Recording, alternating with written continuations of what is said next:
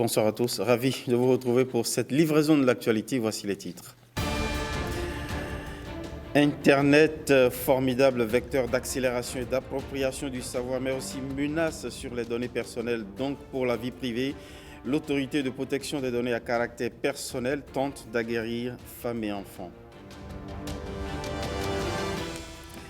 Le veilleur onusien des droits humains encourage le Bénin à poursuivre ses efforts en faveur des droits de l'homme et contre le terrorisme. Au même moment, les États-Unis viennent en renfort logistique au pays contre le terrorisme. À l'international, écho des préparatifs au Sénégal de la commémoration du massacre de Thiaroye, écho aussi de la grève des transporteurs camerounais qui affecte le voisin centrafricain, écho enfin de la mort de l'ex-chef rebelle, chef de guerre, Prince Johnson au Libéria. Merci de nous recevoir chez vous avec ce journal. Si Internet représente un formidable espace de captation de connaissances et de progrès, il expose aussi à de potentielles menaces telles que l'intimidation en ligne et autres formes de violence numérique. Face aux cibles très fragiles que sont les femmes et les enfants, l'autorité de protection des données à caractère personnel tente d'aguerrir aux enjeux de confidentialité et de sécurité des données personnelles. Ulvaeus Balogun. Selon un rapport de l'Organisation des Nations Unies, environ 73% des femmes sont victimes de violences en ligne, notamment de harcèlement, de menaces et de discours haineux, et 52% des enfants sont exposés à du contenu inapproprié en ligne. Pire, selon une étude de Common Sense Media, 60% des parents affirment ne pas savoir comment protéger efficacement les données de leurs enfants sur les plateformes numériques. Les filles, les femmes, les enfants, les jeunes, les adolescents sont souvent exposés à des abus liés à la collecte, au traitement, à l'utilisation inappropriée des données personnelles, incluant des pratiques discriminatoires. Cet atelier qui réunit les groupements de femmes, les associations de défense des droits des femmes et les directeurs de collèges sonne comme une réponse. Notre objectif commun doit être donc de construire un cadre robuste qui non seulement protège, mais aussi autonomise ces groupes vulnérables afin de leur permettre de participer pleinement et activement à la société numérique qui façonne nos vies aujourd'hui. Oui, vous avez raison de faire confiance au numérique. C'est un passage obligatoire. Il ne s'agit pas d'être réticent à aller en ligne. Oui, ceux qui fournissent les plateformes, et notamment le gouvernement béninois en ce qui nous concerne, vont mettre en œuvre les règles de politique nécessaires, vont s'assurer que les plateformes sont sécurisées, mais rien de tout ça ne peut être utile si vous ne jouez pas votre part. La première sécurité, c'est celle que nous-mêmes, nous sommes en mesure de nous apporter. Informer les parents, les éducateurs et les femmes des bonnes pratiques à adopter en ligne afin de garantir un environnement numérique plus sûr pour les groupes les plus vulnérables, telle est la mission poursuivie ici par l'Autorité de protection des données personnelles, APDP. Parlant de protection de groupes vulnérables, faisons écho dans ce journal à la quinzaine contre les violences faites aux filles et aux femmes. Elle mobilise cette quinzaine les ONG actives pour la promotion des droits, tels les acteurs du projet 3M, Ma formation, mon métier, mon avenir, de concert avec le Forum des éducatrices africaines, se déploie dans le mono thème mobilisateur, riposter et se reconstruire après les violences. Évariste Zomaou, Samirat Tchabimane. En lançant à Sède, dans la commune de Koyogbe, la quinzaine d'activisme contre les violences basées sur le genre, le projet Ma formation, mon métier, mon avenir, l'organisation Forum for African Women Educationalists FAWE et leurs partenaires lancent un signal, celui de la dénonciation des violences en milieu d'apprentissage. Il y a toute forme de violence que subissent ces filles en formation. Surtout celles qui embrassent les métiers autrefois réservés aux hommes que nous appelons les métiers non traditionnels. Or, nous sommes conscients que ce sont des métiers qui sont vraiment porteurs d'un fort pouvoir économique. Financé par Éducation internationale, le projet 3M bénéficie de l'appui de Affaires mondiales Canada. Il renforce le pouvoir économique des jeunes hommes et femmes vulnérables dans plusieurs départements du Bénin. Lorsque nous observons quelque chose qui ne marche pas, nous devons en parler à qui de droit. Ou bien même, les personnes qui sont témoins ont le devoir de dénoncer. Nous, apprenants du CFPAC, vous exhortons à sensibiliser les communautés en vue de déconstruire les stéréotypes sur la formation des filles et femmes en métiers verts et métiers non traditionnels, à intégrer le genre dans les décisions politiques, à informer et former les populations sur les droits des femmes et la législation en vigueur au Bénin. Durant ces 16 jours d'activisme, il est essentiel que tous les apprenantes et apprenants comprennent qu'ils ont le droit de vivre dans un environnement sans violence. Cette quinzaine d'activisme s'ouvre assez avec des panneaux portant des messages de sensibilisation et une boîte de dénonciation installée dans l'enceinte du centre de formation. Restons sur le registre de la protection des droits avec cette question. Quelle est la situation des droits humains au Bénin? Le veilleur international droits de l'hommiste de l'ONU en parle au terme d'un séjour qu'il a effectué au Bénin en accord avec les autorités béninoises. Il s'agit du haut fonctionnaire des Nations Unies pour la promotion des droits de l'homme et des libertés fondamentales. Avant son départ de Cotonou, Ben Saul a confié aux médias les grandes conclusions de son rapport d'investigation au Bénin. Igor Ayoso, Arnaud Adaya. Les enquêtes de l'expert ont porté sur la gestion du terrorisme au Bénin. Là-dessus, le haut fonctionnaire a parcouru le nord Bénin et surtout Kandi où il a rencontré communautés locales, élus locaux et autres personnes ressources lui permettant d'aboutir à des conclusions. Mon rapport est un rapport public.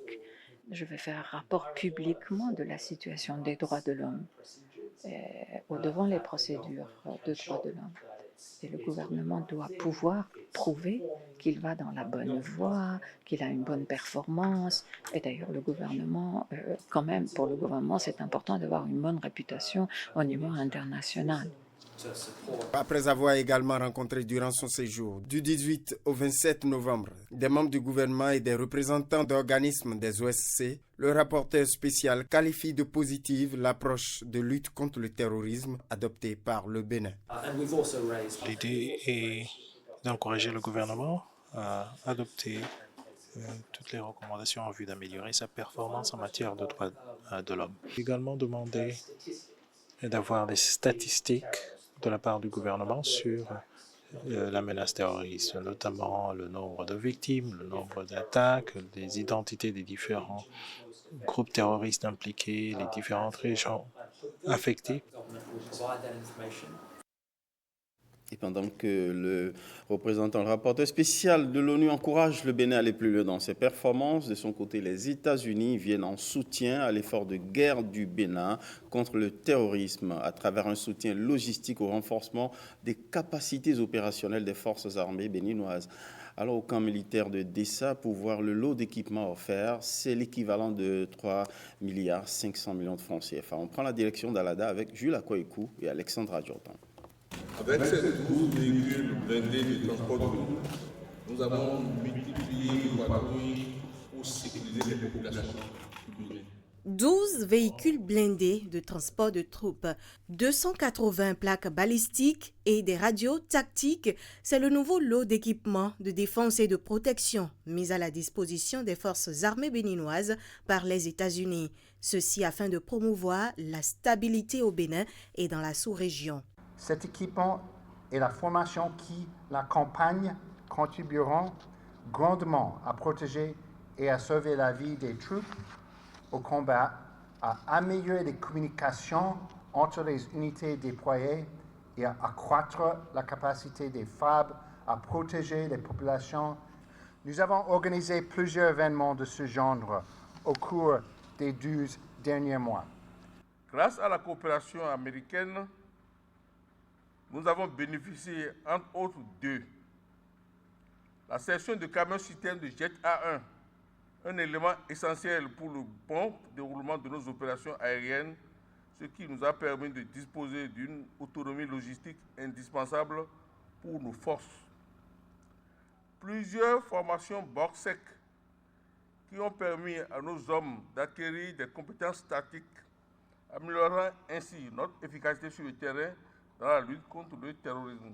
Ces moyens, en plus d'accroître la mobilité et la réactivité de nos troupes sur le terrain, vont offrir plus de protection pendant les déplacements.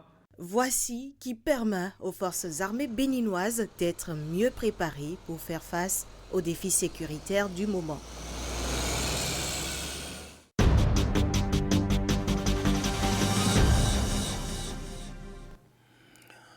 Retour en politique avec l'audit du fichier électoral en projet. On en parle dans notre dossier du jour. Tout est parti d'une requête des formations politiques de l'opposition qui souhaitent voir un audit surréalisé avant les élections générales de 2026. Une requête adressée au gouvernement qui a d'ailleurs donné son accord de principe. Mais les forces de la majorité ne semblent pas disposées à accompagner ce projet. Deux camps sont dos à dos sur l'un des outils importants pour les élections. William Aguiar et Edmond Rongwa nous proposent ici une analyse. Le fichier électoral est une base de données qui renseigne sur le citoyen en âge de voter. Au Bénin, il est extrait du registre d'état civil géré par l'Agence nationale d'identification des personnes. Au Bénin, notre montage institutionnel et légal a prévu que l'ANIP s'en occupe. Mais il faut faire attention, l'ANIP ne s'occupe pas seulement de l'aspect électoral. C'est une grosse base. De cette grosse base est extraite ce dont la Sénat a besoin pour assurer l'effectivité des scrutins. C'est cela la situation. Une opération technique qui définit la cartographie électorale. Sa réussite est gage d'élections apaisées et inclusives. Mais sa fiabilité peut être remise en cause par l'une des parties prenantes au scrutin qui sollicite son audit. Lorsqu'on parle d'audit, ça signifie qu'il y a au bas un petit souci, ou des soucis, ou une série de soucis sur le fichier. Donc on ne peut pas, dans l'absolu, parler d'audit simplement. Après ça, il faut un document technique qui égrène les gènes sur le fichier, point par point, pour que sur cette base maintenant-là, les autorités en charge de permettre qu'on regarde à l'intérieur pour voir les choses à améliorer. Des choses à améliorer, le cadre de concertation des partis de l'opposition en a relevé plusieurs à l'occasion des rendez-vous électoraux passés. Il sollicite son audit pour en apporter des corrections. Du côté du gouvernement, l'avis est favorable. Le chef de l'État a souhaité que je reçoive le cadre de concertation pour marquer au cadre de concertation que la promesse qu'il a faite sera tenue et que donc, désormais, il s'agit de mettre en œuvre la demande qui est formulée.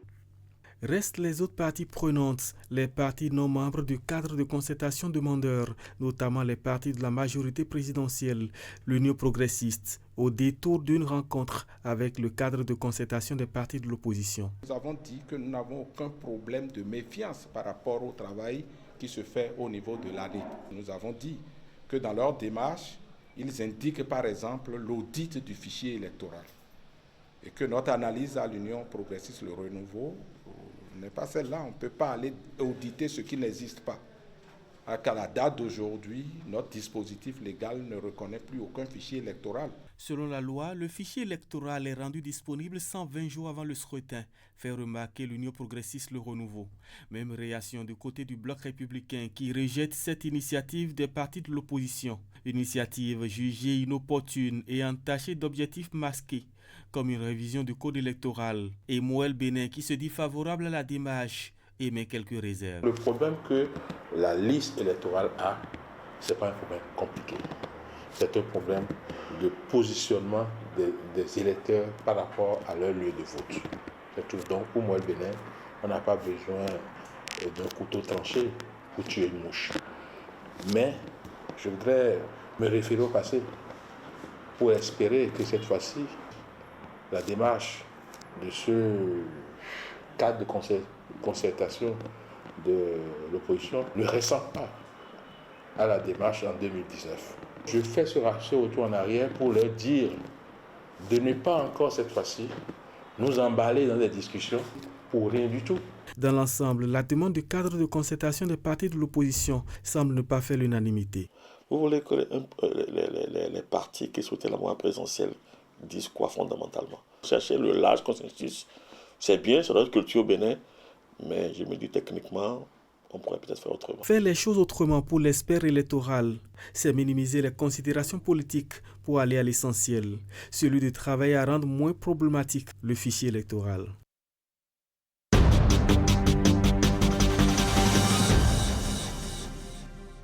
On n'a pas besoin d'un couteau tranché pour tuer une mouche. Pendant que les acteurs politiques se triturent les méninges sur des questions politiques, revenons à des préoccupations essentielles qui prennent aux tripes les citoyens. Trouver un emploi décent pour gagner sa vie. Demandeurs et offreurs d'emploi vont se côtoyer durant 3 jours à l'université d'Abomey-Calavi. C'est à la faveur du 10e salon de l'emploi qui s'y déroule depuis le mercredi 27 novembre dernier. Alain Sochoumain, François Zissou ont capté atmosphère et opportunités potentielles. Regardons. Espace de rencontre entre demandeurs et offreurs d'emploi, la 10e édition du Salon de l'emploi organisé par l'Université d'Abomey-Calavi veut donner l'opportunité aux acteurs de s'exprimer et de trouver des points de collaboration pour une adéquation formation-emploi. Cet événement est donc une passerelle entre l'univers académique et le monde professionnel, un lieu d'échange où chaque interaction peut déboucher sur des opportunités concrètes. Par le Salon de l'emploi, nous aspirons également à établir des partenariats solides entre les établissements de l'Université d'Abomey-Calavi et le monde des entreprises. Cette collaboration entre le monde académique et le secteur privé est essentielle pour garantir une formation en adéquation avec les exigences du marché. Dans un monde en permanente évolution, les centres de formation donnent la main aux entreprises pour des ressources humaines bien qualifiées pour des missions de développement réussies. Je voudrais souligner que le gouvernement met en œuvre un certain nombre d'initiatives afin que, à l'issue des études, les étudiants puissent trouver, chacun en ce qui le concerne, chacun en fonction de son talent, chacun en fonction de ce qu'il aimerait faire, puisse trouver des débouchés. Je voudrais souligner que toute la politique que nous avons menée au niveau de l'Agence de promotion des investissements et des exportations du Bénin a consisté justement à faire en sorte que tous ceux qui avaient des compétences ou qui avaient des appétences en matière de développement, d'activités, de projets, d'investissement, puissent le faire dans notre pays dans de bonnes conditions. Ce salon est conçu pour répondre aux attentes des entreprises et des demandeurs d'emploi. Parlons de promotion de l'emploi, interrogeons le budget dédié au ministère des Petites et Moyennes Entreprises et de la promotion de l'emploi. Ce budget est passé de 9 milliards en 2024 à 20 milliards pour l'année prochaine 2025. Le ministre Modeste Kérékou l'a défendu devant la commission budgétaire de l'Assemblée nationale. On l'écoute. Nous avons détaillé à la représentation nationale l'enveloppe budgétaire que le gouvernement met à notre disposition pour le compte de l'année budgétaire 2025 qui s'élève à 20 milliards 448 millions 282 120 francs contre pour le budget que nous sommes en train d'exécuter depuis le début de l'année 2024, une enveloppe budgétaire de 9 milliards 909 millions 289 016 francs CFA. Notre budget a doublé de plus de 100%. De 9 milliards 900 millions, nous passons à 20 milliards 448 millions. Cela montre, s'il en était encore besoin, l'engagement du gouvernement du président Patrice Talon et sa détermination à accompagner 3 secteurs et pas des moindres de la vie socio-économique de notre pays, notamment le secteur des petites et moyennes entreprises, celui de l'emploi et enfin le secteur de l'artisanat. Ces 3 secteurs, comme vous le savez, cristallise à plus de 80% la population active de notre pays. La vision du gouvernement est d'accompagner et de favoriser la croissance d'un nombre important de nos petites et moyennes entreprises en même temps que parmi cette catégorie, d'arriver à faire émerger des champions nationaux, d'arriver à susciter la création et l'existence dans notre pays d'une masse critique de PME capables d'impulser la croissance et capables d'offrir des emplois pérennes et décents à notre jeunesse qui est en quête légitime de travail. Présent le budget dédié à l'autre ministère qui se consacre à la vitalité de l'écosystème des PME. De nouveaux marchés modernes à construire ou à inaugurer en 2025, c'est l'un des axes majeurs du budget du ministère de l'Industrie et du Commerce pour l'année à venir. Il s'élève à 6 milliards de francs CFA. On écoute la ministre Shadia Assouman nous en parler. La représentation nationale a accompagné donc la présentation d'un budget de 6 milliards 340 millions. En augmentation de 45% par rapport à l'année dernière. Dans le commerce, surtout, nous allons donc continuer l'opérationnalisation de nos marchés, de l'ANAGEM et de l'ouverture des infrastructures marchandes qui sont en cours de construction et d'autres qui sont déjà finies. Donc déjà, avec l'ouverture de ces marchés-là, ça nous prend quelques milliards en termes d'investissement. Et ensuite, nous allons donc continuer le contrôle qualité des produits qui correspond surtout à la protection du consommateur et l'accompagnement en termes de compétitivité et de qualité des produits manufacturés localement et les produits importés, les rares produits qui seront encore importés, surtout de grande consommation, où nous accentuerons donc là le contrôle qualité. Il y aura enfin l'accompagnement toujours de notre industrie, en plus de la zone économique spéciale de GloJB qui crée le plus d'emplois possibles actuellement au Bénin. Donc, nous allons continuer à accompagner les investisseurs qui désirent implanter leurs usines et que ce soit des usines qui continueront d'absorber notre production locale. Pour l'année 2025, le ministère des Sports aura un budget de 31 milliards de francs CFA. Et voici à cet effet les explications du ministre Benoît Dato sur les grands chantiers auxquels sont affectés ce budget. Le montant du budget alloué au ministère des Sports en 2025 est de 31,8 milliards. Et nous l'avons dimensionné sous deux pôles, à savoir les dépenses ordinaires autour de 7,8 milliards et les dépenses capitales autour de 23,9 milliards.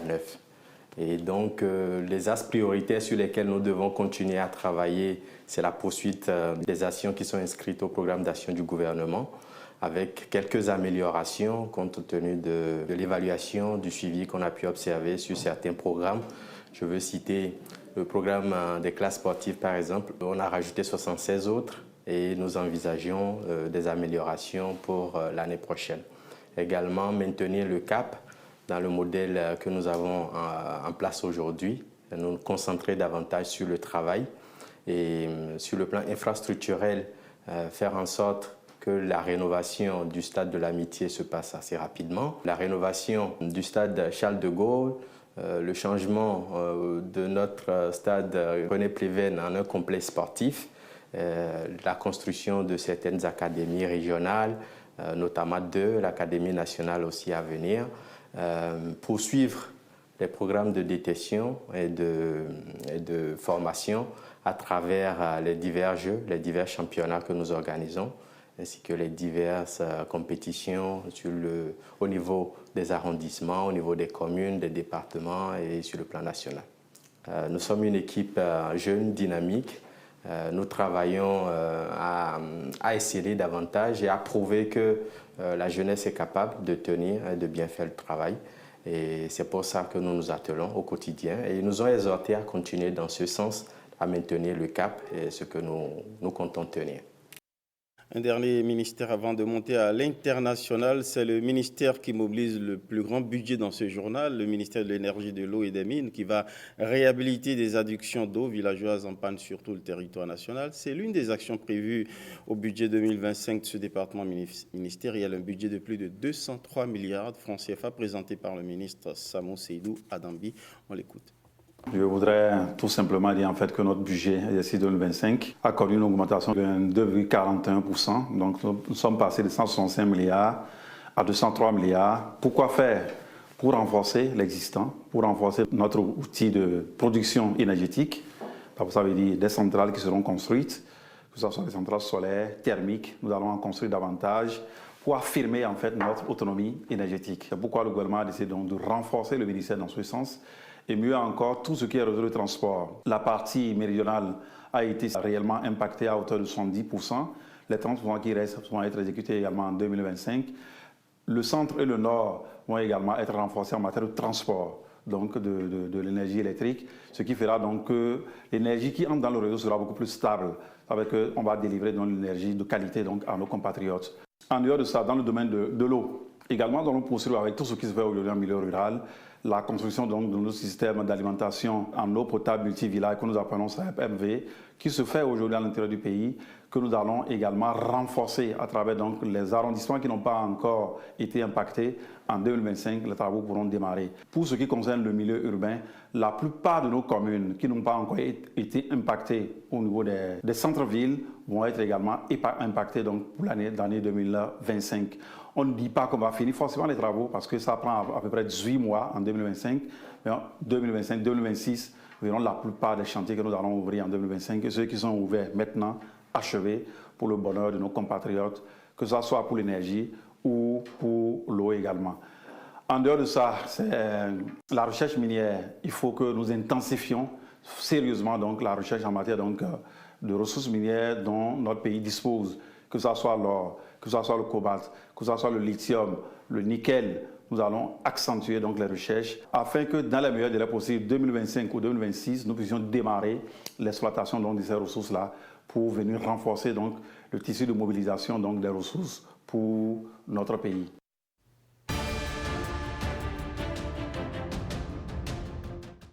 Faisons un tour en Afrique pour clôturer ce journal. Un des événements sombres de l'histoire coloniale française, le massacre de Thiaroye, survenu le 1er décembre 1944. Ce drame s'est déroulé dans le camp militaire de Thiaroye, une banlieue de Dakar au Sénégal, et marque un tournant tragique dans les relations entre la France et ses colonies africaines, ainsi que dans la quête de reconnaissance et de justice des tirailleurs sénégalais. Les chiffres officiels évoquent 35 morts et plusieurs blessés parmi les tirailleurs, mais des témoignages et des recherches suggèrent que le bilan pourrait être beaucoup plus élevé, certains estimant des centaines de morts. Aujourd'hui, Thiaroye reste un symbole de la lutte pour la reconnaissance des anciens combattants africains. Voilà qui interpelle encore sur les inégalités persistantes dans les relations franco-africaines et sur la manière dont l'histoire coloniale est traitée. Ce drame demeure une plaie ouverte pour les descendants des victimes. Cette année, l'État sénégalais prévoit une commémoration d'envergure pour marquer le 80e anniversaire de cet événement malheureux qui aura lieu le 1er décembre 2024.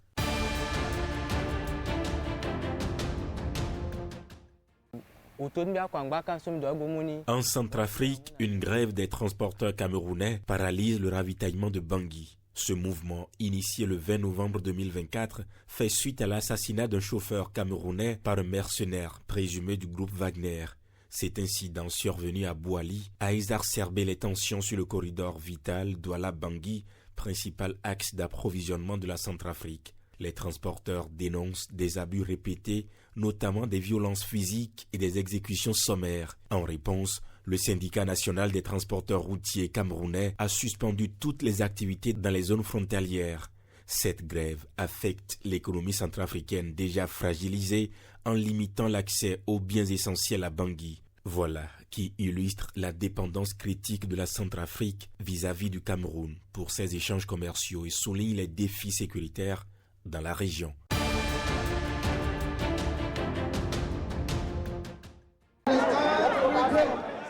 Prince Johnson, sénateur et ancien chef de guerre libérien, est décédé ce jeudi 28 novembre 2024 à l'âge de 72 ans près de Monrovia. Prince Johnson est une figure controversée de l'histoire récente du Libéria, connu pour son rôle central dans la première guerre civile entre 1989 et 1996, marquée surtout par des atrocités ayant fait environ 250 000 morts. Chef de milice, il s'est particulièrement distingué par la capture et l'exécution brutale du président Samuel Doe en 1990. Il s'était exilé au Nigeria où il s'est converti au christianisme en devenant pasteur. De retour au Libéria, il avait poursuivi une carrière politique, occupant le poste de sénateur du comté de Nemba depuis 2005 jusqu'à sa mort. Son décès met en lumière une période sombre de l'histoire du Libéria et la complexité de la transition vers la paix dans ce pays.